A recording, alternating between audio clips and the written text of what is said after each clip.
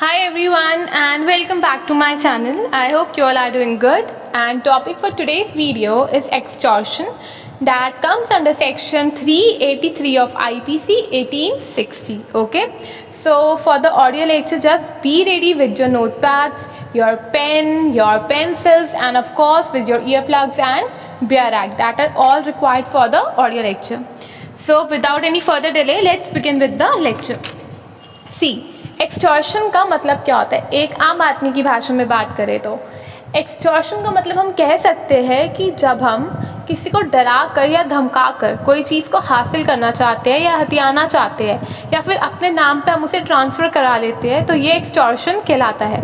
मतलब जब एक ऐसी सिचुएशन अराइज हो जाती है कि तूने ये नहीं करा तो मैं ऐसा कर दूँगा, ठीक है, और वो ऐसा करने के डर से बंदा वो करता है जो हम चाहते हैं, ठीक है। तो इसका एक हम रूटीन लाइफ से एग्जांपल लेते हैं, क्योंकि जब भी आप लॉ पढ़े ना तो try to connect with your routine life, उससे आप बहुत जल्दी समझ जाएंगे, कॉन्सेप्ट्स बिल्कुल क्लियर हो जाएंगे।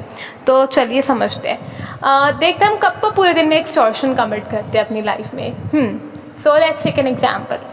आपके साथ कभी ना कभी तो सभी के साथ ऐसा हुआ ही होता है या इससे मिलता जुलता कुछ, ठीक है, कि हम कहीं से जा रहे होते हैं मार्केट से और रैंडमली हम देखते हैं कि हमारे जो भी यंगर सिबलिंग है वो ट्यूशन बंक करके बाहर खड़े होते हैं अपने दोस्तों के साथ, ठीक है, और वहाँ पे उनकी गॉसिपिंग और they are busy with their gossips and their eatables, और आप अचानक से उन्हें कहते हैं ना, एकदम से पकड़ लेते हो होल हैंडेडली कि भाई अब तो तुम मिल गए हो और अब हम माँ बाप को खबर करेंगे घर जाके कि ये कोचिंग नहीं आते हैं, ये वहाँ बैठ के गॉसिप्स करने आते हैं, बाहर क्लास बंक करके बैठते हैं सबके सब दोस्त, ठीक है। और आपके जो भी यंगर सिबलिंग होते हैं वो एकदम से अलर्ट हो जाते हैं, डर जाते हैं, अरे नहीं नहीं यार ऐसे मत कर, मत बता, तू ले ले तुझे जो लेना है। अब ये डर आ गया उनमें और फिर आप फटाफट वो उनसे करा लेते हो या वो आप उनसे डिमांड कर लेते हो कि भाई ये ऐसा, अब तू भी मेरे घर जाके 10 काम करेगा, अब रात का लाइट तू ऑफ करेगा, मैं नहीं करूँगा, ठीक है। तो ऐसी चीज़ें हो जाती है। अब ये क्या हो गया, ये एक्सटॉर्शन हो गया, क्योंकि रात को लाइट ऑफ करने के बाद, क्योंकि अब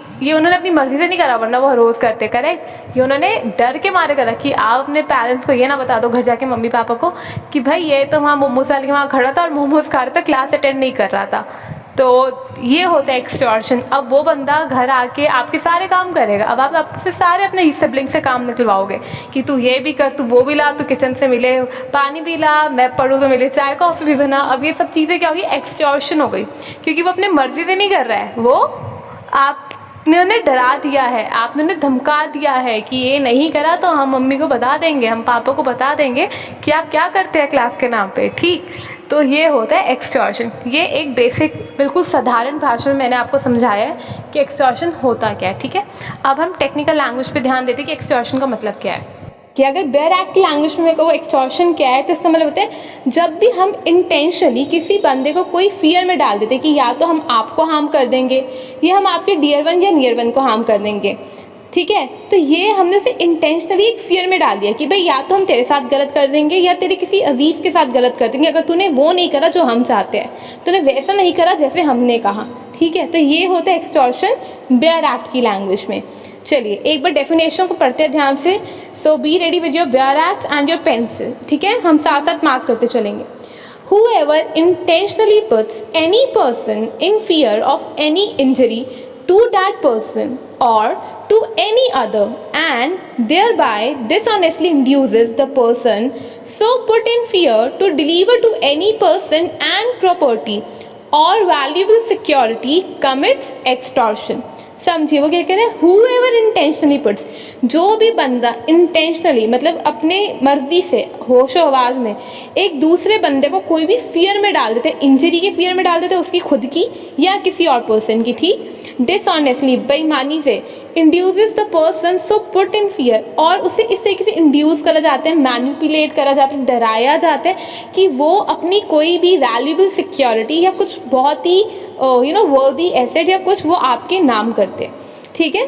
और एनीथिंग साइंड और सील्ड, कोई भी चीज़ को वो साइन करके आपके नाम कर दिया, कोई भी ऐसे सील्ड डॉक्यूमेंट को या कोई चीज़ को जो कल को वैल्यूएबल सिक्योरिटी में कन्वर्ट कराए जा सके, तो ये होता है एक्सटॉर्शन, ठीक है। अब आप कहोगे कि इंजरी यहाँ पे लिखा है वर्ड, अब इंजरी, अब मैं आपको सिर्फ इतना कह रही हूँ जैसे मैंने अभी एग्जांपल लिया भाई बहन वाला कि हम अपने किसी भाई बहन को देख लेते क्लास बंक करते हैं, अब मैंने उसे किस तरह की इंजरी करी, मैंने उसे एक्सटॉर्शन करा।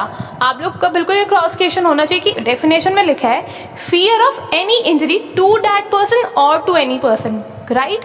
अब यहाँ पे आप कहोगे कि इंजरी थी तो फिर मैंने जो एग्जाम्पल दिया वो एप्रोप्रिएट नहीं है इतना, राइट।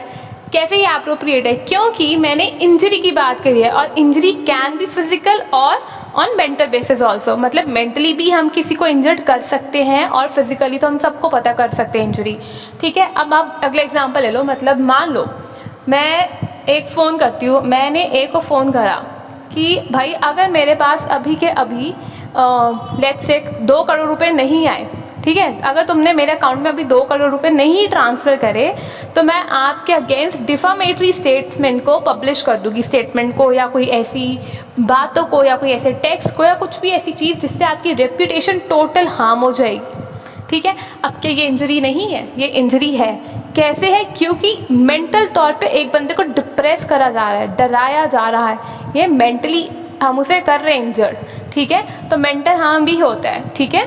तो अब यहाँ पे क्या हो गया, मैंने उसे डराया कि मेरे अकाउंट में या तो अभी 2 करोड़ रुपए है या अगले मिनट मैं कर रही हूँ फिर सारी आपकी करे टेक्स्ट मैसेजेस को या आपकी बात या कुछ भी ऐसी चीज़ जो आपकी कहीं जो आपको कहीं का ना छोड़ सके, आपकी बहुत ज़्यादा बेइज्जती हो जाए, ठीक है। तो मैंने उसे ऐसी डिफेमेटरी स्टेटमेंट्स पब्लिश करा दी जाएंगी। अब ये क्या हो गया, ये हमारा एक्सटॉर्शन हो गया, पर ये इसमें कौन सी इंजरी इन्वॉल्व थी, मेंटल तौर पे इंजरी इन्वॉल्व थी, ठीक है। अच्छा इस चीज़ को समझिए, इंजरी कहाँ डिफाइन कर गया है। मैंने हमेशा अपने लेक्चर में बताया आपको कि हर एक डेफिनेशन में हमारे कई सेक्शन कवर होते हैं, तो बहुत ध्यान से पढ़ो हमेशा। देखो इंजरी कहाँ आता है, सेक्शन 44 में। पर्सन कहाँ डिफाइन करा गया, सेक्शन 11 में। डिसऑनेस्टली कहाँ डिफाइन करा गया, सेक्शन 24 में। वैल्यूएबल सिक्योरिटी कहाँ डिफाइन करा गया, सेक्शन 30 में ऑफ आईपीसी। सारे सेक्शंस कहाँ पे डिफाइन करे गए हैं, आईपीसी में, 24, 44, 30, 11, ओके। एक एग्जाम्पल भी मैंने आपको, जो एग्जाम्पल आप देख सकते हो इलस्ट्रेशन आपकी बेयर एक्ट में, वो अभी जो मैंने आपको एग्जाम्पल दिया डिफेमेटरी स्टेटमेंट वाला वही है, ठीक है। अगला देखते हैं बी वाला। ए threaten Z that he will keep Z's child in wrongful confinement unless Z will sign and deliver to A promissory note binding Z to pay certain monies to A. Z sign and deliver the note. A has committed extortion. भाई सबसे पहले तो सब छोड़ो, ये बताओ wrongful confinement कौन से सेक्शन में डिफाइन करा गया है। रॉन्गफुल कन्फाइनमेंट कहाँ डिफाइन करा गया है, सेक्शन 340 ऑफ आईपीसी, ठीक है। रॉन्गफुल कन्फाइनमेंट कहाँ डिफाइन करा गया, सेक्शन 340। कूल, आगे बढ़ते हैं। अब एग्जांपल समझते हैं। ए ने थ्रेट करा जेड को कि मैं आपके बच्चों को रॉन्गफुली कन्फाइन कर लूँगा अगर आपने साइन करके मेरे नाम प्रोमिसरी नोट को अभी नहीं करा, ठीक। अब क्या होगा, जब तक उसने अगर प्रोमिसरी नोट नहीं साइन करा जेड ने ए के नाम, तो वो उसके बच्चों को क्या करेगा, कैद कर लेगा गलत तरीके से। रॉन्गफुल कन्फाइनमेंट का मतलब क्या होता है, जब हम किसी का स्पेस रिस्ट्रिक्ट कर देते हैं, जब हम किसी को कैद कर लेते हैं, ठीक है। तो अब यहाँ पे क्या करा, ए ने कोई थप्पड़ तो मारा नहीं जाके जेड को, पर तब भी वो मेंटली इंजर्ड हो गया, नॉट हेरासमेंट, मेंटली उसकी इंजरी, मेंटली हमने उसे हार्म करा, इफेक्ट करा, ठीक है, तो ये इंजरी होगी, ठीक है। अगला देख लेते हैं example D. A by putting Z in fear of grievous hurt dishonestly induces to sign or affix his seal to a blank paper and deliver it to A. Z sign and deliver the paper to A. Here, as the papers are signed may be converted into a valuable security, A has committed extortion. A ने Z को fear में डाला कि मैं grievously hurt कर दूंगा आपको अगर आपने ये जो ब्लैंक पेपर है, ये जो सील में जो भी है, अगर आपने मेरे नाम डिलीवर नहीं करा साइन करके, ठीक है। तो अब यहाँ पे क्या हो गया, अभी वो जो भी पेपर है एक, अब देखो अगर आपने एक ब्लैंक पेपर पे साइन कर दिया अफिक्स करके वहाँ पे, अब कल को आप उसके ऊपर कुछ भी लिख सकते हो, ठीक है, वो वैलिडेट होगा, वो बिल्कुल लेजिट होगा, बिकॉज आपके सिग्नेचर है वहाँ पे, एक ब्लैंक पेपर पे आपके सिग्नेचर है, ठीक है। तो अब ये क्या होगा, अभी कल को वैल्यूएबल सिक्योरिटी में बदला जा सकता है, तो ये भी क्या हो गया, हमारा एक्सटॉर्शन हो गया, क्योंकि डरा कर करा गया। अगली बात, तो ये हमारा बेसिक था एक्सटॉर्शन का, जब हम किसी को डरा के कुछ हासिल कर लेते हैं, कुछ हथियार लेते हैं, ठीक है। आगे देखिए अगला सेक्शन 384 पनिशमेंट। एक्सटॉर्शन की भाई पनिशमेंट कितनी होगी, सोचिए। एक्सटॉर्शन की पनिशमेंट होती है 3 साल की सज़ा, फाइन या फिर सज़ा और फाइन दोनों, ठीक है। 3 years की इम्प्रिजनमेंट, फाइन और बोथ। अगली बात, ये क्या है हमारा कॉग्निजेबल ऑफेंस है, मतलब सीरियस नेचर का ऑफेंस है जो कि शेड्यूल 1 में डिफाइन करा गया। नॉन बेलेबल ऑफेंस है, फिर से वही बात, सीरियस नेचर का ऑफेंस है जैसे डाउरी डेथ, रेप वगैरह, ठीक है। और ये नॉन कंपाउंडेबल है, मैजिस्ट्रेट के सामने इसका ट्रायल चलाया जा सकता है। तो ये था सेक्शन 384 एंड 383। अच्छा, अब हम कुछ इंपॉर्टेंट बातें समझते हैं, जैसे कि थेफ्ट और एक्सटॉर्शन के बीच में क्या डिफरेंस होता है। देखिए, थेफ्ट का पहला पॉइंट, थेफ्ट में जब हम प्रॉपर्टी किसी से ले लेते हैं तो बिना कंसेंट के लेते हैं, ओनर को पता नहीं होता पर उसकी प्रॉपर्टी हमारे हाथ में आ जाती है, ठीक है। एक्सटॉर्शन में क्या होता है, कंसेंट तो ऑब्टेन करा होता है हमने, पर रॉन्गफुली हमने ऑब्टेन करा होता है, मतलब डरा धमका के, ठीक है। तो थेफ्ट में कंसेंट होता है क्या, नहीं। एक्सटॉर्शन में बिल्कुल होता है पर रॉन्गफुली हमने ऑब्टेन करा होता है। अगला पॉइंट, थेफ्ट में हमेशा मूवेबल प्रॉपर्टी ही ली जा सकती है, ठीक है। थेफ्ट में कौन सी प्रॉपर्टी हम ले सकते हैं, मूवेबल, पर एक्सटॉर्शन में it can be either movable और इमूवेबल, क्योंकि डेफिनेशन में खाली एक ही वर्ड लिखा है प्रॉपर्टी, तो इसका मतलब इसका वाइडर हो गई, ये टर्म का डेफिनेशन जो है वाइडर हो गया क्योंकि रिस्ट्रिक्ट नहीं कर रखा इसे, ठीक है। तो फिर से पढ़ते हैं, थेफ्ट में कौन सी होगी प्रॉपर्टी, हमेशा मूवेबल। एक्सटॉर्शन में it can be either movable और इमूवेबल। अगली बात, थेफ्ट में कोई भी फोर्स का एलिमेंट नहीं होता, ठीक है। थेफ्ट में कभी भी कोई फोर्स का एलिमेंट नहीं होता, पर एक्सटॉर्शन में हमेशा एक बंदे को हम इंड्यूस करते रॉन्गफुली, हम उसे डर में डाल देते, तो ये कहीं ना कहीं फोर्स ही होता है, ठीक है। अगली बात, थेफ्ट में यहाँ पे बिल्कुल भी there is no delivery of property by the owner. जब ओनर को पहले पॉइंट में हमने पढ़ा था, जब उससे कंसेंट ही नहीं लिया, उसे पता ही नहीं है, तो फिर वो हमारे नाम क्यों कुछ कर देगा, ठीक है ना। तो एक्सटॉर्शन में क्या होता है, बिल्कुल अपने हाथों से हम साइन करके किसी को कुछ देते हैं, वो अलग बात है कि हम डर में होते हैं पर हम देते हैं, ठीक है।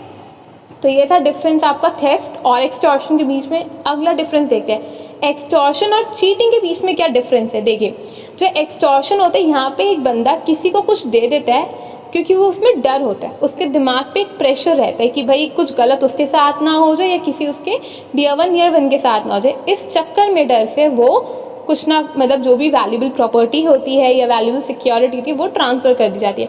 पर चीटिंग में हम क्या करते हैं, मतलब जैसे कि मान लीजिए हम फ्रॉडली उससे कंसेंट ले लेते हैं, मतलब हम उससे, जैसे आप लोगों ने अक्सर मूवीज़ वगैरह में देखा होगा कि 4 पेपर होते हैं, 5वें पेपर में कोई प्रॉपर्टी का पेपर है, बंदा साइन करते करते उस पर भी साइन कर देता है, दैट इज़ चीटिंग, ठीक है। कि आपने कंसेंट दिया है पर आपको उसकी नॉलेज नहीं है, फ्रॉडली आपसे कंसेंट ऑब्टेन करा गया है, ठीक है। और अगली बात ये याद रखने वाली, जब भी कोई भी चीज़ की, कोई भी प्रॉपर्टी या कोई भी वैल्यूबल एसेट हम किसी को थ्रेट करके ले रहे हैं, मतलब किसी को डरा के ले रहे हैं, तो वो हमेशा एक्सटॉर्शन ही कहलाएगा, ठीक है। जब भी हम किसी को डरा के उससे क्या कुछ भी ले रहे हैं तो that amounts to extortion. Cheating क्या है, आप मतलब एक बंदे ने प्रॉपर्टी डिलीवर करी है, अपने कंसेंट से करी है, हमने उसका कंसेंट ऑब्टेन करा, पर वो फ्रॉड है, फ्रॉडली हमने उसका कंसेंट ऑब्टेन करा है, ठीक है। सो आई थिंक ये आपको अच्छे से क्लियर होगा, एक्सटॉर्शन का बेसिक मतलब क्या होता है, चीटिंग एक्सटॉर्शन का क्या डिफरेंस होता है, थेफ्ट एक्सटॉर्शन का क्या डिफरेंस होता है, 3 साल की इसकी सज़ा होती है। और फिर भी कुछ भी डाउट हो आप लोग को, जैसे कि मैं हर वीडियो के एंड में कहती हूँ, you can write it down in the comment section, I will definitely answer that, and या of course thank you for listening me.